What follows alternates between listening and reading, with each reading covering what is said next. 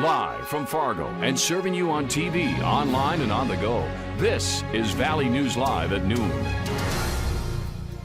We start with a breaking news alert. The Fargo Dome will be much quieter this fall as the Missouri Valley Football Conference has postponed their football season to the spring.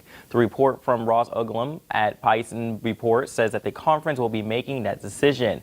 This comes after the Pioneer Football League and Big Sky Conference announced that they won't be playing this fall. Sources tell Valley News Live an announcement is expected this afternoon. This is a developing story and we will continue to update as we work to find out more information.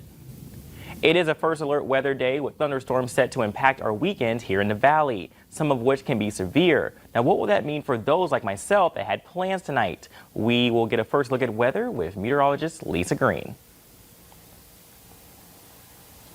Well, it's always a good idea to be prepared. Here's a look at that Skycam right now. We've got some conditions that are going to be getting a little more rough, specifically in the FM area. We're looking at stormy weather heading our way. You can see the dark skies off to the west as those storms start to fire here. So let's take a look at your radar right now. You can see that it's been focused for the Southern Valley where we've got that rain and thunder. Up north, it's a little bit quieter. It's been that way for much of the morning hours. But this cluster right here, south and west of Fargo, that's heading to the east-northeast. Right now, kind of riding right along that Highway 46 line there with some good downpours and lightning associated with it. I'm going to put it into motion so you can get a good idea where it's coming from and where it might be going. Again, we're looking at the FM Metro here during your lunch hour, so that could have some impacts on your break there. And right along I-94, both in Barnes and Cass counties, going to be a little bit rainy here for a while until it clears off and moves it more into Minnesota, so Highway 10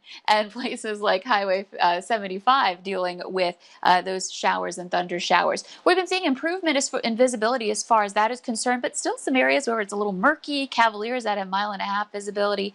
Temperatures into the 70s right now. It may be a struggle to warm up because of these storms that are forming here in the valley. So just a reminder, it's a first alert weather day. We're going to be tracking these for you, and I'll of course be keeping you updated throughout the rest of this show. We'll let you know what to expect through your Friday, into your Friday night if you have plans, Brian, and beyond into the weekend. All of that coming up in just a few minutes. Of course, I'll be paying close attention just to see what we should expect tonight and this weekend. Thanks again, Lisa. Well, a West Fargo man was scheduled to appear in court Friday accused of possessing approximately 60 images of suspected child pornography. 40-year-old Kip Edwards was charged with dissemination of obscene material and possession of certain materials prohibited. Special agents with the Department of Homeland Security discovered child porn being downloaded from a West Fargo home last August. It was a sexually graphic video of a girl between the ages of 12 and 14. A few days later, agents executed a search warrant at Edwards' home, seizing several electronic devices, which showed children between the ages of 6 to 8 performing sexual acts. According to court records, Edwards is next scheduled to appear in court on September 3rd.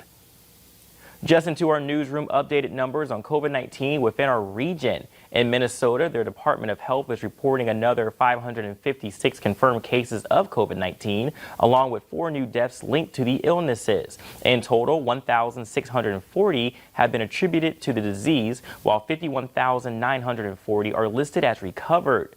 In North Dakota, 150 cases and another death has been confirmed. The death toll now sits at 109, while the active case count is up to 1,119.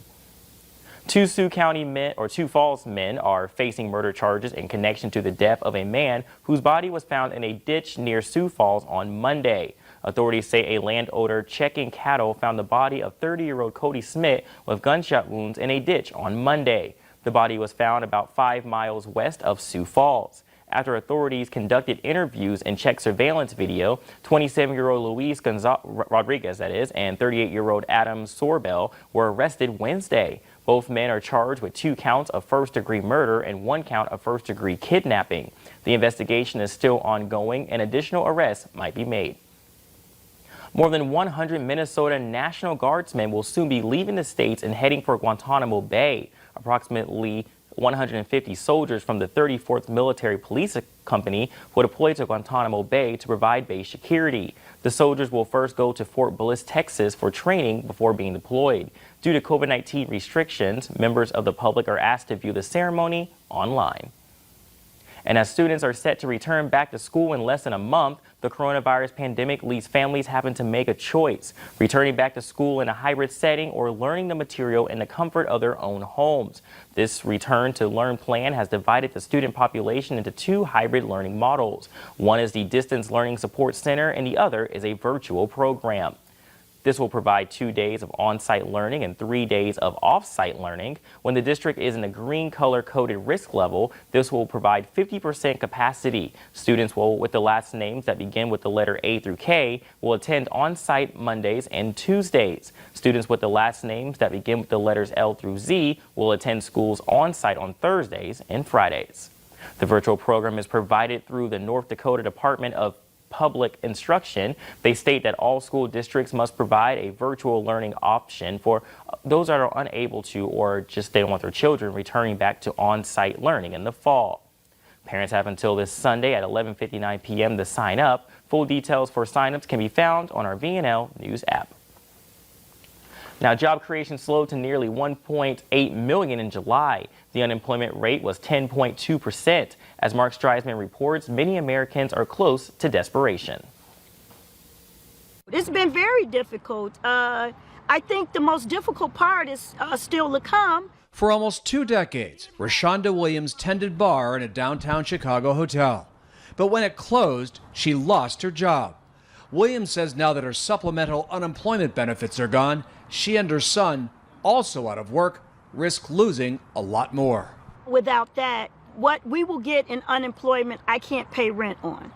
And that's the scary part. Where do I end up? And not only that, I'll be losing my health care soon in the midst of a pandemic. And all of those things causes me to lose sleep at night.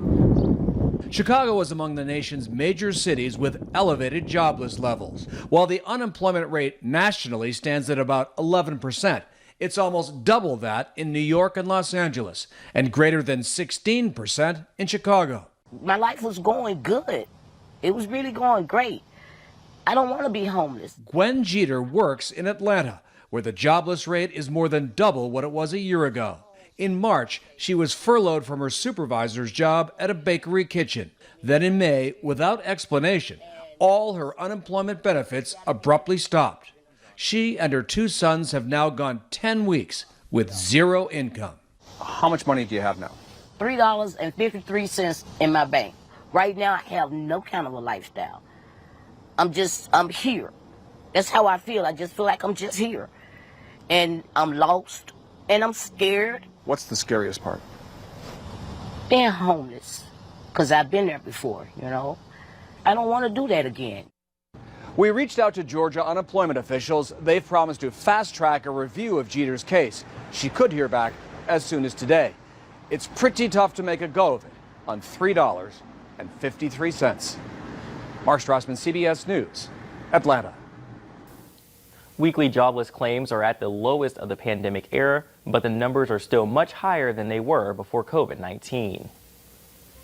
Well, coming up at noon, 4 sets of masks being put to the test to see which one is the most effective. And First Alert Day, what would that mean for those planning their day? Weather up next.